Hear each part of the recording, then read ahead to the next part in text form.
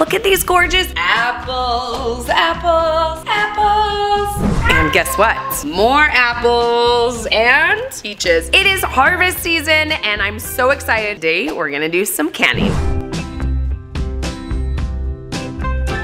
Welcome back to the Now Mom. I'm Rachel Bennett and today we're gonna be canning a whole ton of apples. So I'm gonna be just kind of sharing our process. I learned about canning when I was really young with my mom. It's such a fun activity to do with the kids. I've got my teen Raquel who's gonna be on apple slicing duty. We're gonna be doing dehydrating apples. We're gonna be making applesauce as well as maybe some apple fruit leather. So we're gonna be doing all sorts of fun things today. I love fall, I love harvest time, and I love canning. Let's get started. All right, so you're gonna be seeing a lot of our apples. I've got some Gala apples here. I got peaches over here. Those peaches are just for eating. We have a bowl full of apples there. We've got boxes and boxes of apples. I've got more in my garage. I actually bought 7 bushels of apples. So if you've never heard the term a bushel, this box right here is about a bushel and I got a really good deal. These are what they call seconds. So these like grocery store apples that you get, those are first run. They're gonna sell their best apples to the grocery store. And these are seconds. They're not horrible. You can see like there's little dings here and there. A lot of them are like fantastic, no dings at all. They look fantastic, a lot of them. And then there might be like a little, I'm even trying to find one for you. There might be like a little gouge. So these are what they call seconds. So they don't sell them to the grocery stores, but they will sell them at farmers markets. They will sell them like out of their warehouse for a lot cheaper. So I found this local warehouse. I actually had to drive many hours, so it's not super local. And you can get a bushel. I got a bushel for $20 a box. Great deal. It's about 35 to 40 pounds, so like 50 cents a pound, an amazing deal. And if you can get the produce really, really cheap, it is worth it to can it because with the canning supplies you need and a lot of the equipment, it can get a little bit pricey if you're buying fruit straight from the grocery store. But getting these apples at 50 cents a pound, great deal. It makes it cheaper than buying like already pre-made applesauce. I know it's organic. It's awesome because I'm not gonna add any extra sugar at all. It's gonna be just pure apples. It's gonna be amazing. I'm gonna have tons of snacks and healthy things for the children. So this is why we can. I'm so excited. Oh, Evie's ready to eat an apple. Yes, you can eat the apple. So we chose 2 types. I actually have 3 types of apples. We have Macintosh, we have Honeycrisp, and we have Gala. The Gala apples the kids are gonna be eating, and maybe I'll do some dried apples with that. But it's time to get started. All right, right when we get our apples, we do a fruit wash. First step is washing the apples. Look how tiny it is. She loves it. Are they good? Macintosh are really great apples. So our fruit wash is really easy. 1 part vinegar to 4 parts water. We're just gonna rinse it around in there and we're gonna run all of our apples through this fruit wash and then we're ready to start peeling, dehydrating, cooking, smashing. I just love it. We've got our apples washed. These ones have already been rinsed and now we're gonna peel them. Here we go, girl.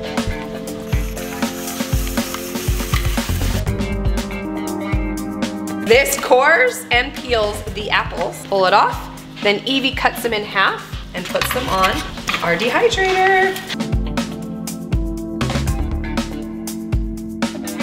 Okay, ready, Evie? Put them on, quick, quick, quick. And we are gonna be making dried apples. Pack them in, Eve.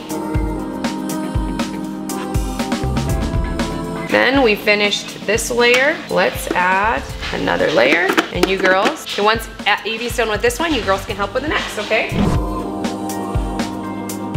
Good job, girls. Look at those. Okay, Evie's filling hers. Cora's filling this one. Jovi's filling this one. Look at all my helpers. Eaters. We are moving on to applesauce. My kids love applesauce. We love to eat applesauce. It's awesome because it is organic. We know what goes into it. It is sugar-free and it is one of my favorite things. So first, you're gonna wash your apples and after we've washed them, we put them to the side and then we're going to quarter the apples.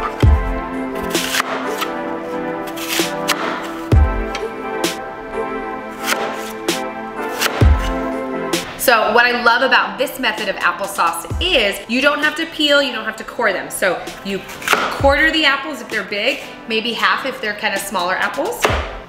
And then we're gonna be putting the apples into our pot. Okay, second, we're gonna cook our apples down. We're gonna put them inside our big stock pot, and we're gonna cook them in apple juice. So sometimes if you get a tart apple, you'll need a little bit of sweetener, and we don't wanna be adding sugar. So the best thing that we can do is to actually boil the apples in some apple juice, which enhances a little bit of the flavor. It pulls out all of the awesome flavor of the apples, but gives it that extra sweetness. So we're gonna cook it down. Takes about 20-30 minutes, depending on how many apples, how big your stock pot is, and then we're gonna go to saucing. All right, when our apples are soft, we're gonna take our big bowl and we're gonna lift them out. I like to use a pasta strainer lift, and it just pulls it right out. If it adds a little bit of the liquid, it's totally okay, because you want your applesauce nice and smooth, so that liquid's gonna help us out. Next step is putting the apples through the sauce master. It's gonna go down here, and it's gonna get pumped through this, and the sauce is gonna come out here, and the seeds and the skin are gonna come out on the side, and we have our nice pan to catch our sauce. We're ready to go. All right, we're gonna take our cooked, really soft apples. We're gonna put them in the top, then, okay, we're gonna push it down, and then turn our handle, and out comes the sauce, and then the guts go on the outside.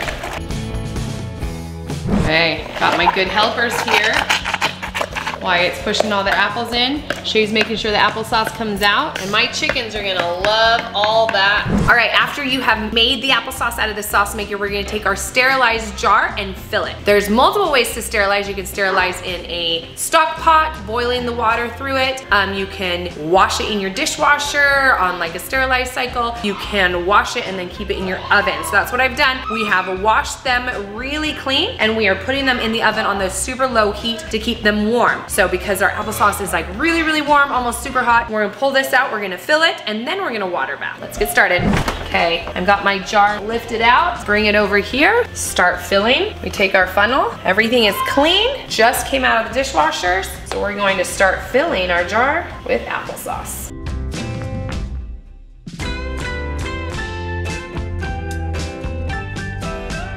All right, after we filled our applesauce jar, we're gonna get our lids, and we have sterilized them in this boiling water. I use my magnet to lift them up, which is awesome. Bring it over to my applesauce jar, and we're gonna put that on top. Easy does it. Now, boiling the rings and lids doesn't just sterilize it, it softens the rubber on the top of the lid and making it so you can seal the jar. After we've added on, then we're gonna water bath seal it. It goes into my pot, which is actually gonna start boiling soon. And then when I put all my jars in, it'll cover it, and you're gonna water bath applesauce for 20 minutes. All right, I just pulled out my jars from the water bath, and I put them under the towel. Good to remember that you need to keep all of the jars warm or under a towel for the like 24 hours and not touch them. And this way we'll make sure like you can see if it's gonna seal or not seal. So I've got a new batch in my big pot, and they're gonna be water bathing right now. I've got more apples boiling.